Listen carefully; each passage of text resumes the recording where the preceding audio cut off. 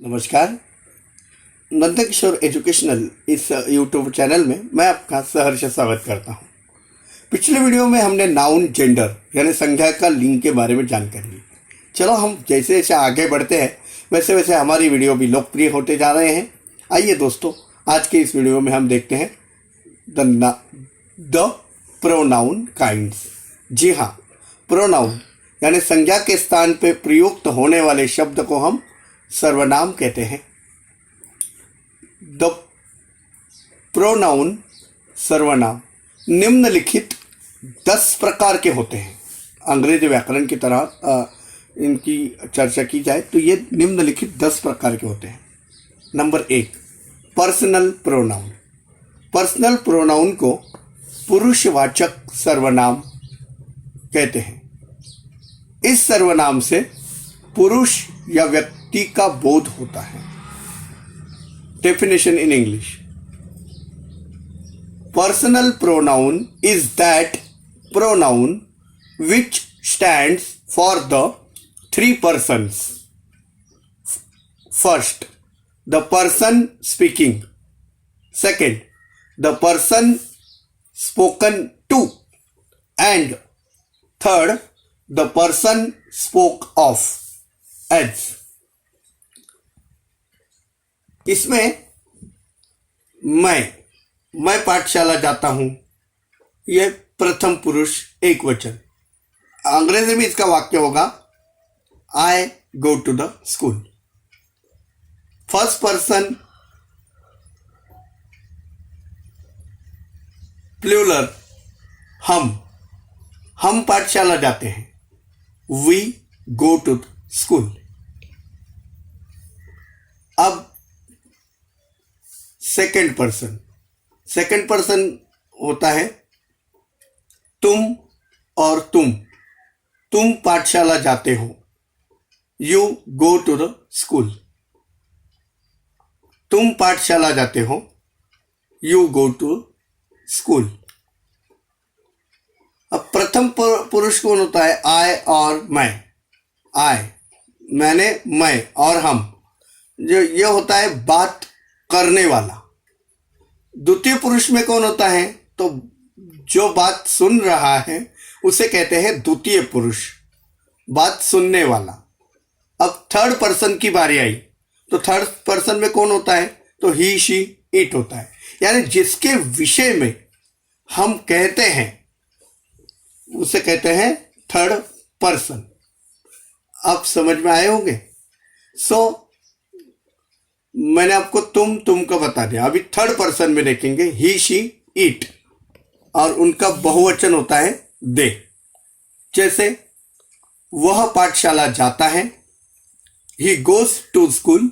वह पाठशाला जाती है, शी गोज टू स्कूल। वे पाठशाला जाते हैं, दे गो टू स्कूल। अब आपको ये अंग्रेजी व्याकरण की दृष्टि से समझ में आया होगा। वी को हम फर्स्ट पर्सन प्रथम पुरुष एक वचन और अंग्रेजी में इसे फर्स्ट पर्सन सिंगुलर कहेंगे। वी को हम प्रथम पुरुष अनेक वचन यानी फर्स्ट पर्सन प्लूरल कहेंगे। यू को हम सेकंड पर्सन, यू मीन्स तुम, को हम सेकंड पर्सन सिंगुलर कहेंगे और यू को सेकंड पर्सन प्लूरल कहेंगे। ही, शी, इट को हम थर्ड पर्सन सिंगुलर कहेंगे और दे को हम थर्ड पर्सन प्लूरल कहेंगे। क्योंकि ये 3 व्यक्तियों का बोध करते हैं। फर्स्ट पर्सन बात करने वाला, मैंने आपको बताया, इसमें आई और वी होता है, मैं और हम। दूसरा सेकंड पर्सन क्या होता है? स्पीकिंग। दूसरा पर्सन होता है यू एंड यू, इसमें बात सुनने वाला। और सेकंड पर्सन में कौन है? बात सुनने वाला। यानी पहला व्यक्ति होता है जो बात करता है, दूसरा व्यक्ति क्या होता है, बात सुनता है, कोई तो भी सुनने के लिए चाहिए ना, तो बात सुनने वाला।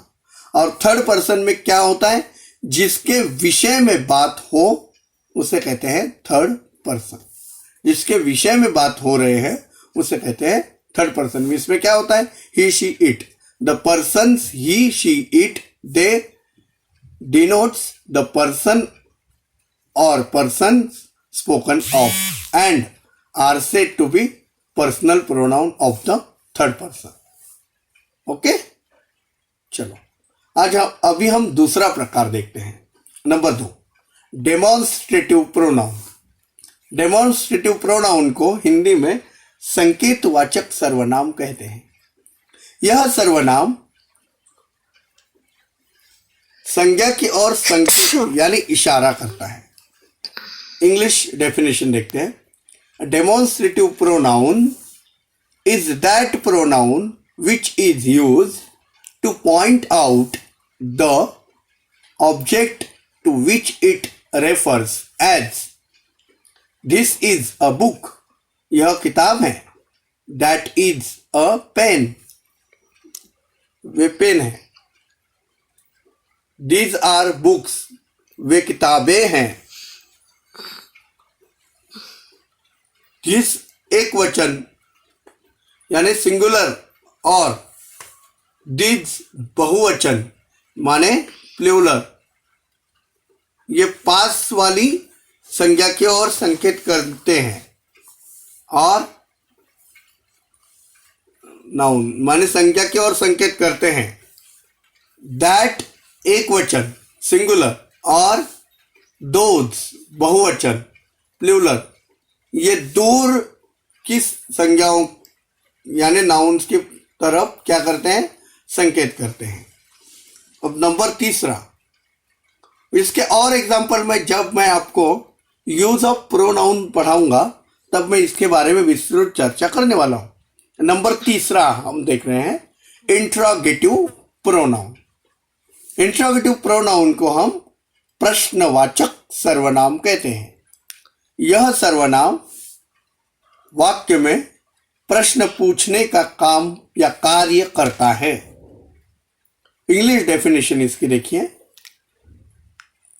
INTERROGATIVE interrogative pronoun is always used for asking questions as who wrote this book, what is your name, where do you live, whom do you like, what is this, इस प्रकार के वाक्य इसमें आते हैं। इंट्रोगेटिव प्रोनाउन मीन्स प्रश्नवाचक सर्वनाम में आते हैं। अब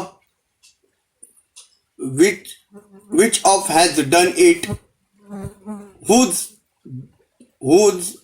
is this book, संकेत 1,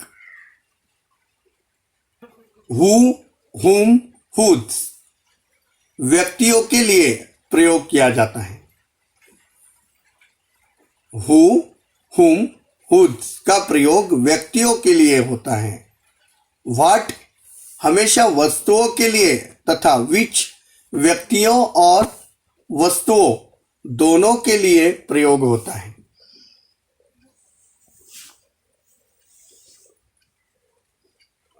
ये बात आपको समझ में आए। वेयर सदैव सिलेक्शन छाट के लिए प्रयोग होता है।